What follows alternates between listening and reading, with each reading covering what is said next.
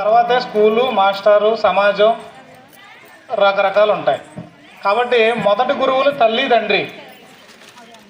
అంటే తల్లిదండ్రులుగా మీరు పిల్లలకి ఎంత నేర్పుతున్నారు అనేది మొదటి ప్రశ్న మీరు వేసుకోవాలి. ఇది వేసుకోకుండా మా పిల్లల్ని మాస్టర్ల మీదకి పంపేశాం, ట్యూషన్లకు పంపేశాం, చదువు బాగా వచ్చేయాలి, బాధ్యత మొత్తం మాస్టర్లదే, బాధ్యత మొత్తం ఆ ట్యూషన్ మాస్టర్దే, ఈ వైఖరి ఉన్న వాళ్ళ పిల్లలు ఎవరో కూడా అభివృద్ధి పదంలోకి రారు. మీరు మీ అంతటగా మీరు బాధ్యత తీసుకుని మీ పిల్లల పట్ల శ్రద్ధ వహించి వారికి మంచి నడవడిక నేర్పినప్పుడే, దానితో పాటు మీరు మంచి నడవడికతో ఉన్నప్పుడే వాళ్ళు మీరు అనుకున్నట్లుగా ఈ స్కూల్కి ఎందుకు పంపిస్తారు? మీరు అందరూ కూడా పిల్లల్ని ఎందుకు మీరు పిల్లల్ని ఎందుకు చదివించాలి? ఎందుకు ఏదో కాఫీ హోటల్లోనో టీ హోటల్లోనో పిల్లలకు పనికి పెడితే మీకు ఎంతో కొంత డబ్బులు వస్తాయి కదా, చేదోడు వాదోడుకుంటారు. ఎందుకు స్కూల్కి పంపిస్తున్నారు? మీరు అంటే మీరు అనుభవించిన పేదరికం కానీ లేదా మీకు లేని చదువు కానీ మీ కుటుంబ అభివృద్ధి కానీ వాళ్ళ చూడాలనే ఉద్దేశంతో మీరు పంపిస్తారు. కానీ ఇక్కడ ఏం జరుగుతుంది అంటే కొంతమంది శ్రద్ధ వహిస్తారు, ఎక్కువ మంది ఏం చేస్తున్నారంటే పిల్లల్ని అంటే గాలికి వదిలేయడం అంటారు. అంటే అలా మాస్టర్లు స్కూల్కి వెళ్తే వాళ్ళు అన్నీ చేస్తారు. అలా కాకుండా మీరు అంటే ఇంట్లో తండ్రి మందు తాగొచ్చి తల్లిని కొడుతున్నాడు, ఆ పిల్లలు ఏం నేర్చుకోవాలి? పిల్లలు అంటే వీడికున్న కొడుకు నేను కూడా రేపొద్దున నా పెళ్ళి అయితే నా భార్యని ఇదే రకంగా తన్నాలి, ఇంకా వీలుంటే కొంచెం మంచిగా గట్టిగా తన్నాలి, అది నేర్చుకోవాలా? లేదు ఇంట్లోనే పెద్ద కలుపుని తాగుతున్నాడు తండ్రి, లేదా రోడ్డు మీద అక్కడెక్కడ దొల్లుతున్నాడు పిల్లడేమో, వాడు వచ్చి నేను కూడా ఇంకా బాగా ఎంత బాగా దొల్లాలి, లేదంటే మా నాన్న మందు తాగుతున్నాడు కాబట్టి నేను అందుబాటులో ఉంటుంది గంజాయి పీల్చాలని నేర్చుకోవాలా? లేదు తల్లి తండ్రి ఎప్పుడు ఫోన్లు చూస్తూ ఉన్నారు ఇలా ఇలా ఇలా అలా, లేదా తల్లిదండ్రి బూతులు మాట్లాడుతున్నారు. ఇవన్నీ ఏం నేర్చుకోవాలి పిల్లలు? మీరు ఏమైతే నేర్పుతారో అదే నేర్చుకుంటారు. అవి గురువులు నేర్పేది పుస్తకంలో ఉన్న విద్య మాత్రమే. వాళ్ళ దగ్గర ఒక లిమిటెడ్ కోర్స్ ఉంటుంది, సిలబస్ ఉంటుంది, ఆ బుక్స్లోనే నేర్పుతారు. కానీ పిల్లవాడు పూర్తిగా తయారయ్యేది తల్లిదండ్రుల వల్లనే. కాబట్టి మీరు దయచేసి పిల్లల మీద కొంచెం దృష్టి పెట్టి వారికి ఎట్టి పరిస్థితిలో కూడా మొబైల్ ఫోన్ అనేది వాళ్ళకి అందుబాటులోకి రానివ్వద్దు. మీకు పనులు ఉన్నాయనో ఇంకోటి ఉన్నాయని ఫోన్ తీసుకెళ్ళాడు చేతిలో పెట్టేయడం, మీ పని మీరు చేసుకోవడం, ఇలాంటివి చేస్తే ఆటోమేటిక్గా మీ కుటుంబం మొత్తం నాశనం అయిపోద్ది. మీ యొక్క కుటుంబం, మా ఇంటి పేరు, అబ్బాయి పుడితేనేమో మా వంశ గౌరవం, ఇలాంటి పెద్ద పెద్ద మాటలు మాట్లాడేస్తూ ఉంటారు. తీరా చూస్తేనేమో వాస్తవమే వంశ గౌరవం నిలబడతాడు. దేంట్లో? దొంగతనం కేసుల్లో. ఫ్యూచర్లో ఇందులో ఎంతమంది దొంగతనం కేసుల్లో తేలుతారో చెప్పలేం, ఎంతమంది ఐఏఎస్లు ఐపీఎస్లు అవుతారో చెప్పలేం. ఇలా కింద కూర్చున్న వాళ్ళే వీళ్ళు ఎలా సాధారణంగా కనబడతారు. వీళ్ళన్నింటికి మొదట మెట్టు వేసేది ఎవరో? తల్లిదండ్రులు, తర్వాత గురువులు. వీరందరి పరిధి దాటితే చివరికి మా పరిధిలోకి వచ్చేస్తారు. దయచేసి మా పరిధిలోకి రాకూడదు. కాబట్టి తల్లిదండ్రులు పిల్లల్ని అల్లారు ముద్దుగా పెంచొద్దు. మా పాపని ఎప్పుడు కూడా ఏడవనివ్వలేదండి, అడిగిందల్లా కొనిచ్చానండి అంటే మా దగ్గరకు వచ్చి తల్లిదండ్రులు చెప్పేది. అంటే జరగవలసిన నష్టం జరిగిపోయిన తర్వాత పోలీస్ దగ్గరికి వచ్చేది. ముందు మేము మీ దగ్గరికి వస్తాం, తర్వాత మీరు మా దగ్గరికి వస్తారు. మీరు మా దగ్గరికి వచ్చారంటే అలా నష్టం జరిగిపోయిందని అర్థం, మీ పిల్లకో పిల్లోడికో. మా పాపని అల్లారు ముద్దుగా కాలు వత్తకుండా ఎప్పుడు నేను చెప్పులు వేసుకోకుండా మా పాపకి మంచి చెప్పులు వేసుకుని, మా బాబుకి ఎంతో ఆడు అడిగిందల్లా సైకిలు, మోటార్ సైకిలు, ఫోను, చిన్న ఫోన్ కాదంటే పెద్ద ఫోను, మంచి మంచి బట్టలు ఇవన్నీ కొనిచ్చానండి. కానీ ఇటు చూస్తేనే ఎలా చేశాడండి. మీరు అల్లారు ముద్దుగా చేసి వాడికి అడిగిందల్లా కొనిస్తే వాడు చివరికి తేలేది పోలీస్ స్టేషన్లోనే తేలతాడు. ఇందులో ఏమాత్రం తేడా లేదు. అంటే ఒక 20-30 ఇయర్స్ బ్యాక్ ఒకవేళ అల్లారు ముద్దుగా పెంచితే ఏమన్నా అయితే కొద్దిగా చెడిపోయేవాడు, అంటే పోలీస్ స్టేషన్ వరకు కాదు, వాడి జీవితం వాడే నాశనం చేసుకునేవాడు అంతే. కానీ ప్రస్తుతం ఉన్న యుగంలో చట్టాలన్నీ కూడా చాలా అవేర్నెస్ వచ్చేసినాయి. ప్రతి చిన్నది కూడా చట్ట పరిధిలోకి వచ్చేస్తుంది. ప్రతి చిన్నది కూడా చిన్న చిన్న పనులు, ఇద్దరు పిల్లలు కొట్టుకుంటే అది చట్ట పరిధిలోకి వచ్చేస్తుంది. ఇద్దరు తల్లిదండ్రులు వచ్చి పోలీస్ స్టేషన్కి వచ్చి కంప్లైంట్ ఇచ్చేస్తున్నారు, ఎఫ్ఐఆర్లు అయిపోతున్నాయి. ఏదో పిల్లల మీద, ఇంతకుముందు పిల్లలు కొట్టుకునేవారు, పిల్లల తల్లిదండ్రులు కొట్టుకునేవారు, రకరకాల యూటీజింగ్లు, ర్యాగింగ్లు ఏవో జరిగే స్కూల్లో. కానీ అప్పుడు చట్ట పరిధిలో అంత అవగాహన లేదు. కానీ ప్రస్తుతం చాలా అవగాహన వచ్చేసింది కాబట్టి మీరు ప్రతి చిన్నదే కూడా వాళ్ళ పిల్లల జీవితం నాశనం అయిపోతుంది. కాబట్టి మీరు దయచేసి ఈ పిల్లల పట్ల శ్రద్ధ వహించి వాళ్ళని అల్లారు ముద్దుగా పెంచడం మాని, అడిగిందల్లా ఇవ్వడం మాని, వాళ్ళు ఎంతవరకు అవసరమో వారు అడిగేది వాడు బాగుపడడానిక లేదా నాశనం అవ్వడానిక, ఏంటి ఉపయోగం? మీరు లోను పెట్టో ఇంకోటి పెట్టో పూట తినకో వాడికి ఇచ్చే ఖర్చు పెట్టే రూపాయి వల్ల వాడు నాశనం అయినప్పుడు మీరు ఖర్చు పెట్టడం ఎందుకు? కాబట్టి మీరు పిల్లల పట్ల వాళ్ళు అడిగిందల్లా కొనివ్వద్దు. ఎందుకంటే చిన్నపిల్లలు, వాళ్ళకి తెలియదు, వాళ్ళు ఏది పడితే అది అడుగుతారు. వాడు వెళ్ళి చిన్నప్పుడు బాబు నడుచుకుంటూ వెళ్ళి ఎర్రగా ఉంది, బాగా చాలా బాగుంది, దాన్ని ముట్టుకుంటే బాగుంటుందని వెళ్తాడు. ఎక్కడికి? పొయ్యి దగ్గరికి. నిప్పులు ఎర్రగా ఉంటాయి, ఎరుపు అంటే ఇష్టం పిల్లలకి అని వెళ్ళనిస్తారా మీరు? మరి ఇప్పుడు ఎందుకు వెళ్ళనిస్తున్నారు? మీరు వారు అడిగిందల్లా కొనిస్తే చివరికి మీ నాశనమే కోరుకుంటారు. రేపొద్దున మిమ్మల్నే తంతాడు వాడు, తాగొచ్చి తల్లిదండ్రులనే తంతాడు. కాబట్టి దయచేసి పిల్లల్ని కొట్టండి, తిట్టండి, అడిగింది రిజెక్ట్ చేయడం స్టార్ట్ చేయండి. ఎందుకురా ఇది? మాస్టర్లు కొడితే వచ్చి ఇక్కడ వచ్చి యుద్ధాలు చేసేయడం కాదు. మీరు కొట్టగా, మాస్టర్లు కొట్టగా, చివరికి పోలీసోడు కొట్టాలి. పోలీసోడు చేతిలోకి వచ్చిన తర్వాత ఇంకేం ఉపయోగం ఉండదు.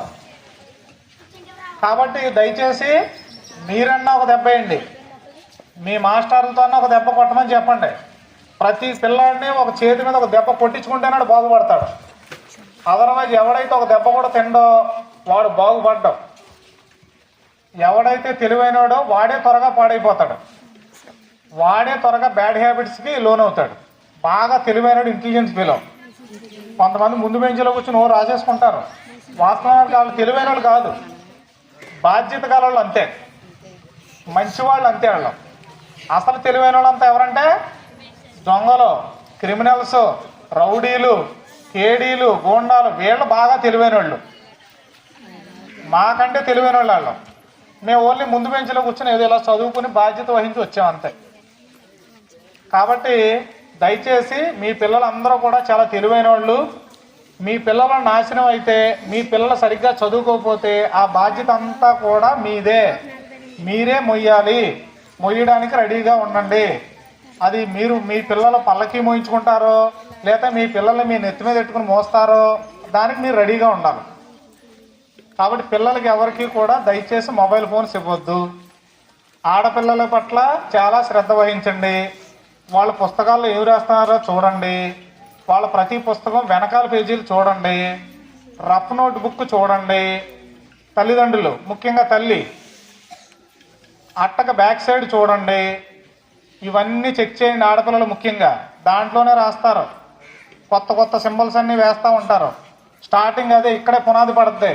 రేపొద్దున్న ఎవడో ఆటో డ్రైవర్ గాడో, గంజాయోడో, లేకపోతే ఎటు చదువు ఫెయిల్ అయిపోయినాడో వాడు వచ్చి మీ పాపం తీసుకుపోతాడు.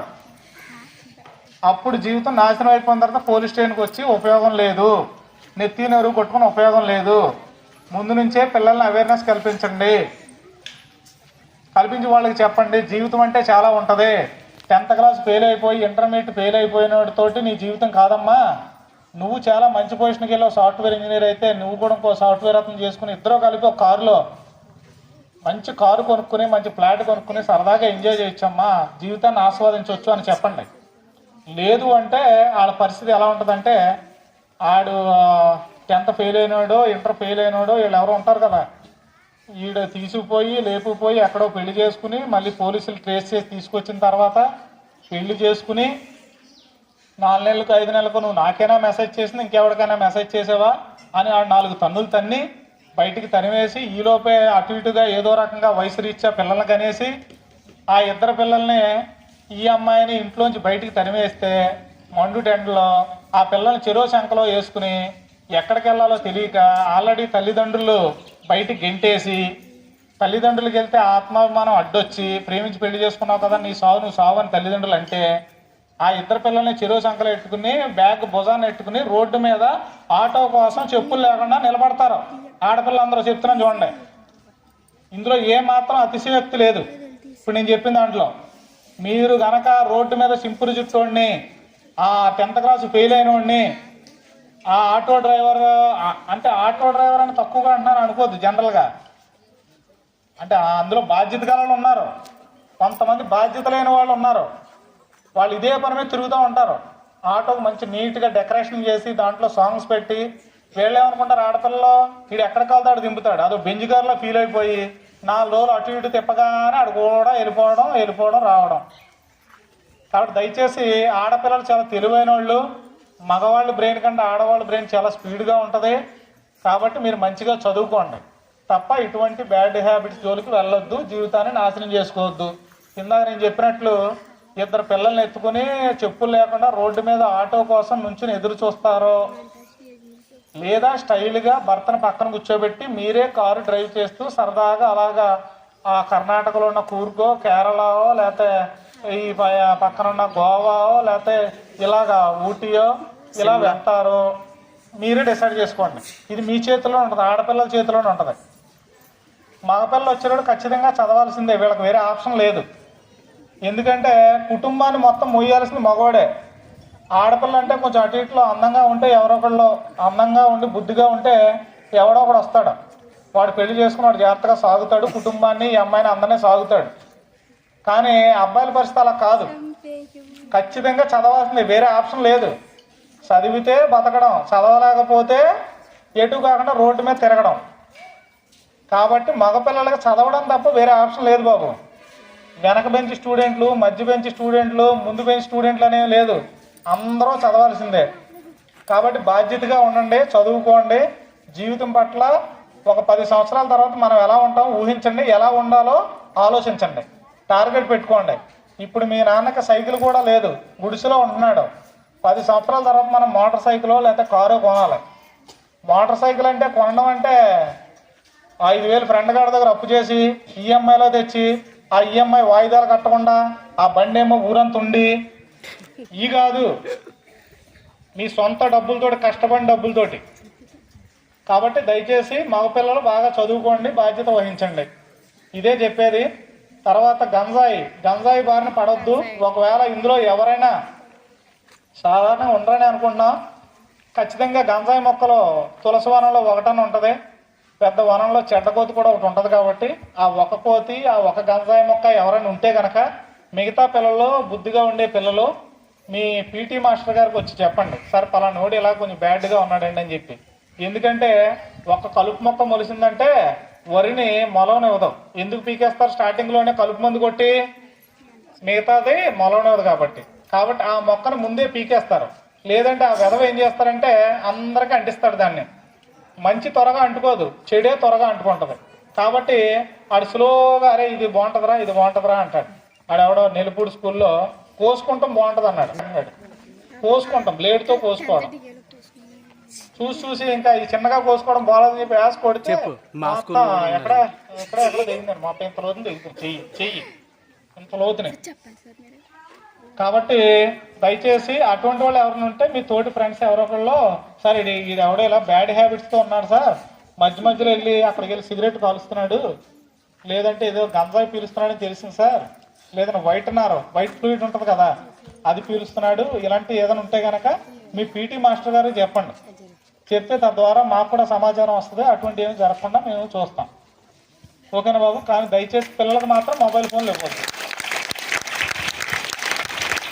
మీ అందరికీ కూడా ఈ యొక్క మాట్లాడే అవకాశం ఇచ్చినందుకు ముఖ్యంగా తల్లిదండ్రులకి, ముఖ్యంగా అంటే మీ పిల్లలు చెడిపోయినా బాగుపడినా అది మీదే బాధ్యత.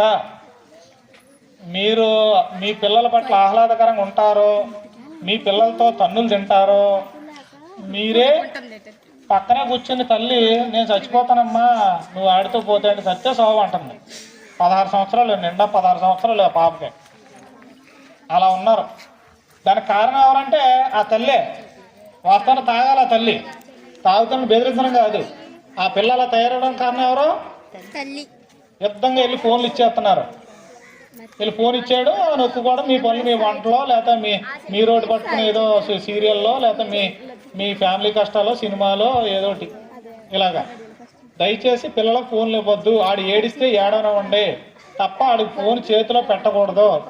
డిగ్రీ అయ్యే వరకు కూడా ఫోన్లో పెట్టద్దు. ఆడికి పూర్తి ఫ్రీడంగా ఆడికి ఫోన్ ఇవ్వడం, ఏ అకౌంట్లు ఏంటో ఇన్స్టా అకౌంట్లు, ఫేస్బుక్ అకౌంట్లు, ఇలాంటి పిచ్చి పిచ్చి అకౌంట్లు ఓపెన్ చేయడం, దీనివల్ల అంతా నష్టమే. ఒక MBBS సెకండ్ ఇయర్ చదివే అమ్మాయి ఒక దొంగతో ప్రేమలో పడ్డదంటే మీరు ఎవరు నమ్ముతారా? 15 కేసులు దొంగ, ఆడితో ప్రేమ. ఆడెవడో తెలియదు, ముక్కు ముఖం తెలియదు. షేర్ చాట్లో మంచి జుట్టు పైకి దువ్వుకుని పిచ్చుగూళ్ళలాగా మంచి స్టైల్గా డ్రెస్ వేసుకుని, అందంగా లేకపోయినా అదేదో ఫేస్ యాప్లో అందంగా ఉన్నట్టు ఫోటోలు మంచి అవి పెట్టాడు. పెడితే లైక్ చేసింది, సబ్స్క్రైబ్ చేసింది, శుభ్రంగా ఎంజాయ్ చేశారు. మన ఫైన్ డే తెలిసింది వాడు 15 కేసుల్లో దొంగని.